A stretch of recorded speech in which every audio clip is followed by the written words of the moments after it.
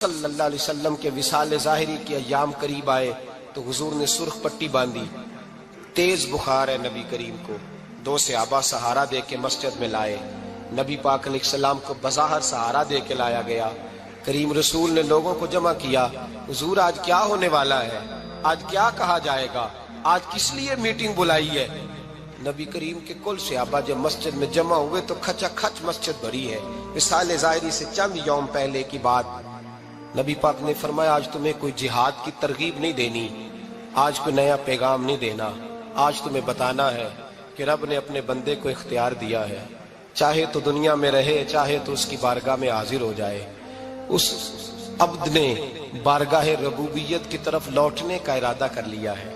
حضرت صدیق اکبر رونے لگے تو صحابہ نے کہا تمہیں کیا ہوا؟ کہنے لگے سمجھ نہیں رہے، کسی کی بات نہیں کر رہے، نبی پاک تو اپنی بات فرما رہے ہیں، اس نے جانے کا ارادہ کر لیا۔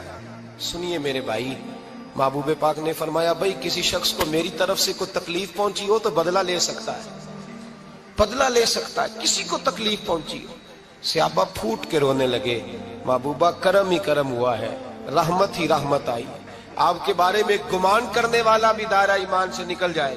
حضور آپ کیا فرما رہے ہیں؟ فرمایا نہیں بھائی اٹھو۔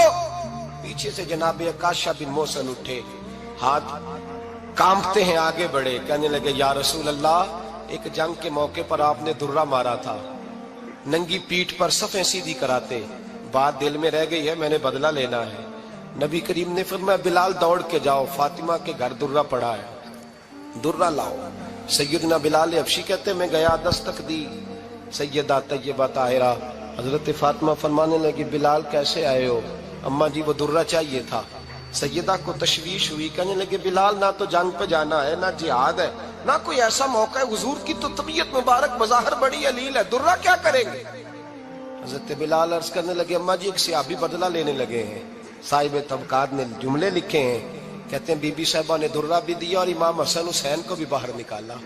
فرمانے لگی عکاشہ سے کہنا 100 درے مارے، ان دو شہزادوں کے جسم پر نبی پاک کے قریب نہ جائے، میں نے 2 بچے پیدا ہی اپنے محبوب پر قربان کرنے کے لیے کیے، ان کو لے جائے۔ حضرت بلال کہتے میں 2 شہزادے لے کے آیا، اور جب دروازے میں میں لے کے پہنچا تو نبی پاک نے دیکھا تو آنکھوں میں آنسو آ گئے، فرمایا ان کو بٹھا دو، مجھے پتا ہے فاطمہ نے کیا کہہ کے بھیجا ہے۔ حضرت سیدنا بلال فرماتے ہیں درہ میں نے جناب عکاشہ کو دیا، حضرت عکاشہ درہ لے کے آگے جو بڑھے تو حضرت ابو بکر صدیق نے ان کے پیروں پہ ہاتھ رکھا، فرمایا عکاشہ میری طرف آ یار، مجھے مار درے، نبی پاک کے قریب نہ جا۔ مصطفیٰ کریم نے فرمایا ابو بکر تو ہٹ جا، اسے آنے دے۔ فرماتے ہیں میں چند قدم آگے گیا تو مولا علی شیر خدا نے میرے پیر پہ ہاتھ رکھا، کہنے لگے عکاشہ سوچ تو صحیح تو کیا کر رہا ہے؟ حضور نے فرمایا علی ہٹ جاؤ، میرا اور ان کا معاملہ ہے۔ جناب عکاشہ آگے بڑھ رہے، نبی کریم نے فرمایا میں اپنی امت کو درس دینا چاہتا ہوں، خبردار خبردار زندگی میں تمہارے ہاتھ سے زبان سے کسی کو تکلیف نہ پہنچنے پائے، خبردار یاد رکھنا وہ معاشرے بگڑ جاتے ہیں، وہ معاشرے تباہ کر دیے جاتے ہیں جہاں ظلم ہوتا ہے، جہاں زیادتی ہوتی ہے، جہاں لوگوں کو ستایا جاتا ہے۔ محبوب کریم کے قریب آئے حضرت عکاشہ، کہا حضور میری پیٹھ ننگی تھی، آپ بھی ذرا کپڑا ہٹائیے۔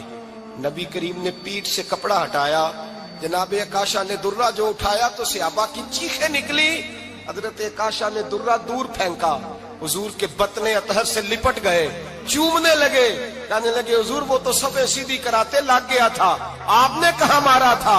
یا رسول اللہ میں تو بہانہ بنا رہا تھا کہ جاتی دفعہ مجھے وجود چومنے کا موقع نصیب ہو جائے، مجھے یہ موقع نصیب ہو جائے۔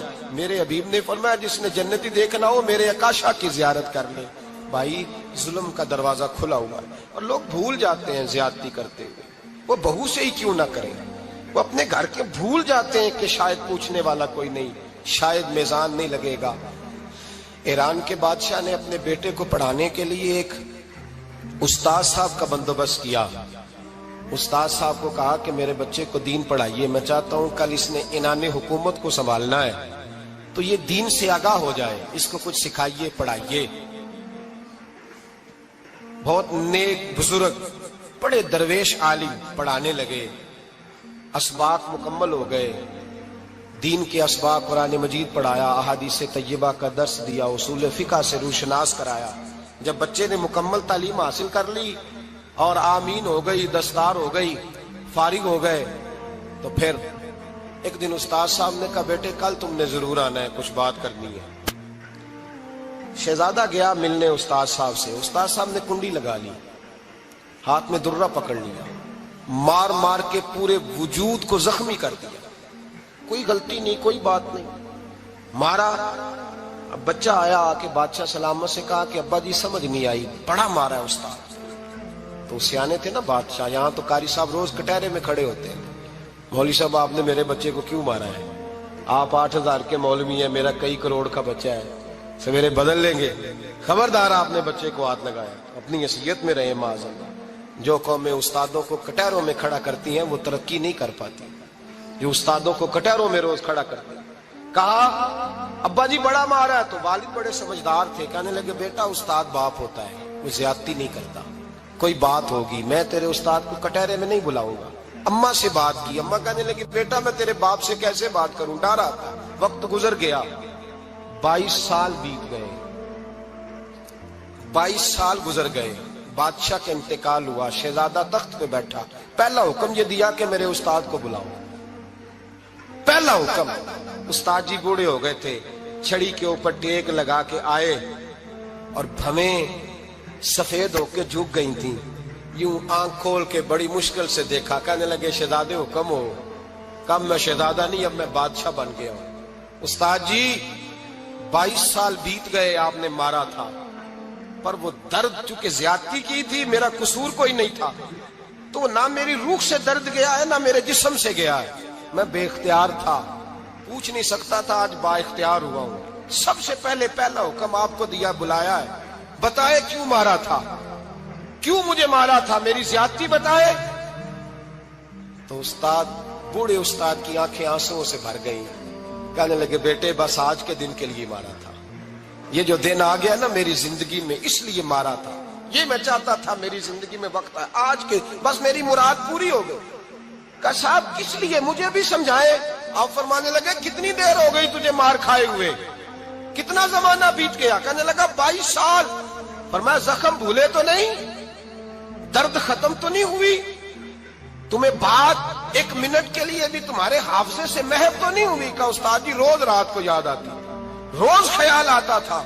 استاد کہنے لگے بھائی تو بے اختیار تھا، پوچھ نہیں سکا، 22 سال تجھے یاد رہا، مجھے پتا تھا تو ایک دن حکمران بنے گا، میں نے تجھے اس لیے مارا تھا کہ بیٹے یاد رکھنا، کسی پہ ظلم نہ کرنا، اگر تجھے 22 سال تک یاد رہا ہے تو جس پر تو ظلم کرے گا اسے بھی قیامت تک یاد رہے گا، اور یہ یاد رکھنا تو آج با اختیار ہوا تو تو نے مجھے بلا لیا ہے، قیامت کے دن غریب با اختیار ہو جائیں گے، مظلوم با اختیار ہو جائیں گے، وہ با اختیار ہوگے للہ الواحد القہار، رب کریم کی بارگاہ کے اندر ان کا اختیار ہوگا، اکیلے اللہ کی حکمرانی ہوگی، پھر وہ بلائیں گے بڑے بڑے کج کلا، دنیا میں جن کی پگڑیاں اونچی تھی وہ سر جھکائے کھڑے ہوں گے، دنیا میں جو ڈکٹیٹر بنتے تھے ان کی پشتیں لال ہوں گی، ان کو غدار لکھا جائے گا، قیامت تک نہیں بھولے گا۔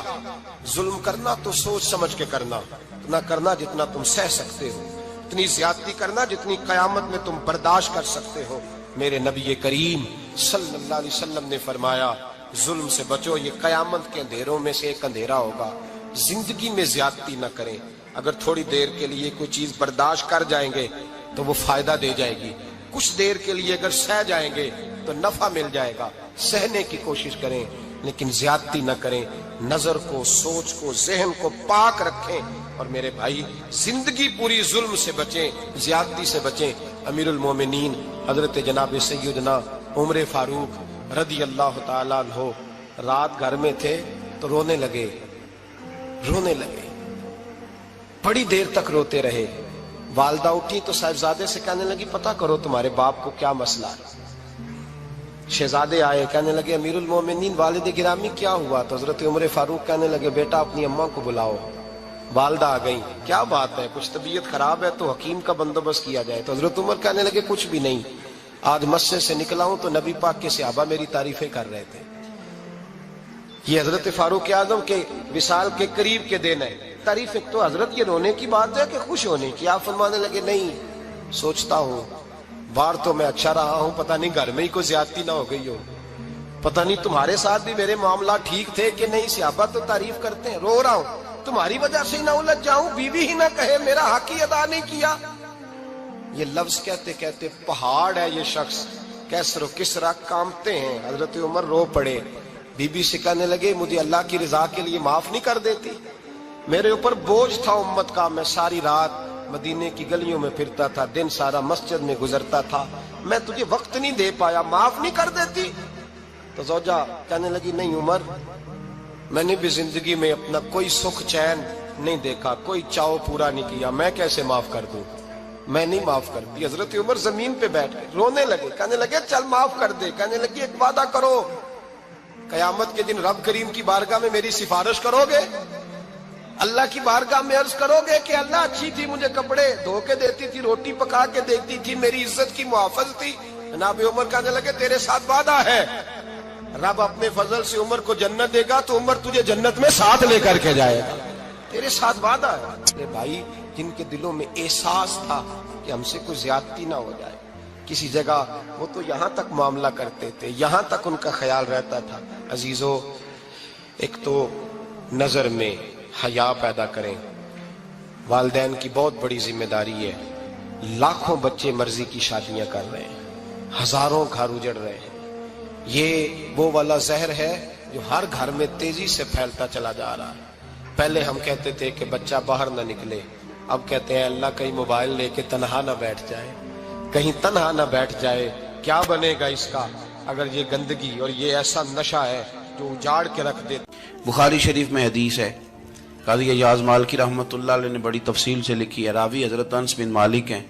एक बंदा बड़ी दूर से आया नबी पाक सल्लल्लाहु अलैहि वसल्लम की ज़ियारत के लिए, बड़ी दूर से।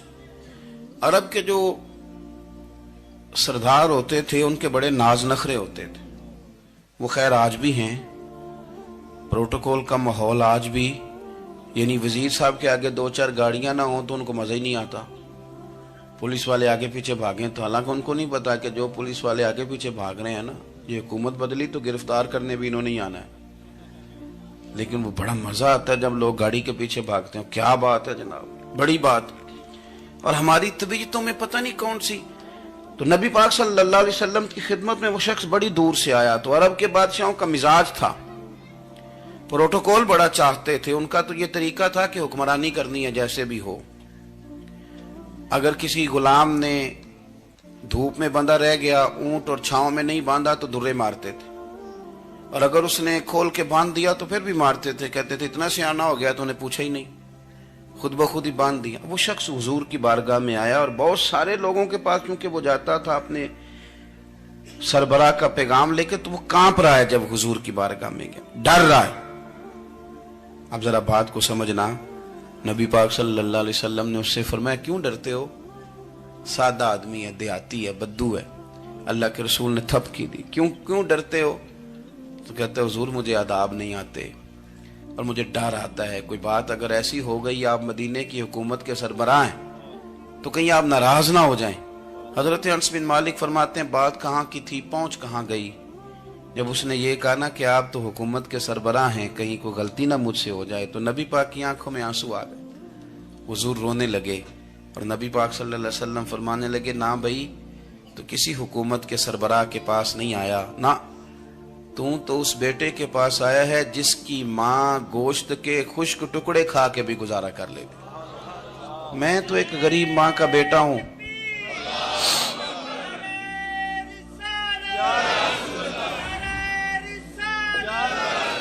भाई अगर आपका ये ज़ौक बन जाए, देखो ना आज तो लोग भूल जाते हैं ना, कपड़े बदल लेते हैं तो वो समझते हैं कि शायद सारा कुछ ही बदल गया, यानी गांव से आकर पढ़ने वाले भूल ही गए हैं कि किसकी माँ ने कितना जेवर बेचा। लोग भूल जाते हैं चीजों को। अपने माजी को याद रखें, आप लोगों के साथ प्यार करें, आप लोगों को मौका दें, आप थोड़ी सी और कोशिश करें उस शख्स तक जाने की जो आपको मायूस नजर आ रहा है, परेशान नजर आ रहा है। ये हमें मिलाद वाले महबूब सल्लल्लाहु अलैहि वसल्लम ने दरस दिया। एक और पहलू, हुजूर सैयद आलम सल्लल्लाहु अलैहि वसल्लम ने, हमारे यहाँ ना अभी भी बरादरी की तकसीम है, अभी भी اور کچھ میں نے ایسے کمزور لوگ بھی دیکھے. یہ اس طرح کی حرکتیں ہارے ہوئے لوگ کرتے ہیں. ہارے ہوئے لوگ جو اپنے آپ کو سمجھتے ہیں کہ میں کوئی بڑا آدمی ہوں. بڑا آدمی تو اپنے اخلاق سے ہوتا ہے, اپنے کردار سے ہوتا ہے, اپنی سخاوت سے ہوتا ہے, لوگوں سے پیار کرنے سے ہوتا ہے. باقی یہ کہ بیٹھ کے کہانی سنانا کہ میں بڑا کچھ کرتا ہوں, تو جو کچھ کرتا ہوتا ہے اسے سنانے کی کوئی ضرورت. ایک اور بہت سارے لوگ آپ تعزیت کرنے جائیں نا والد کے انتقال کے بعد, تو ان بیچاروں کو بتانا پڑتا ہے کہ ابا جی میرے بغیر دوائی نہیں کھاتے تھے. تو میں کہتا ہوں اگر تیرے بغیر نہیں کھاتے تھے پھر بتانے کی ضرورت نہیں, پھر تو سارے گاؤں کو پتا ہوگا کہ تیرے بغیر نہیں کھاتے تھے. اور اگر کوئی دال میں کالا ہے تو پھر تیری وضاحت کوئی بندہ قبول نہیں کرے گا.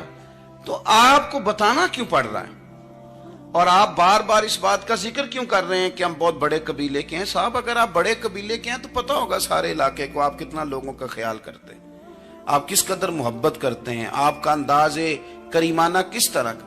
پھر آپ کو بتانے کی کوئی ضرورت نہیں ہوتی, پھر خود بخود خبر ہوتی. حضرت سیدنا ابو ذر غفاری رضی اللہ تعالیٰ عنہ, قبیلہ بنو غفار ایک بڑی شاخ تھی قبیلوں میں سے. جو لوگ اس زمانے میں مالدار قبیلوں سے تعلق رکھتے تھے ان میں سے ایک بڑا نام تھا.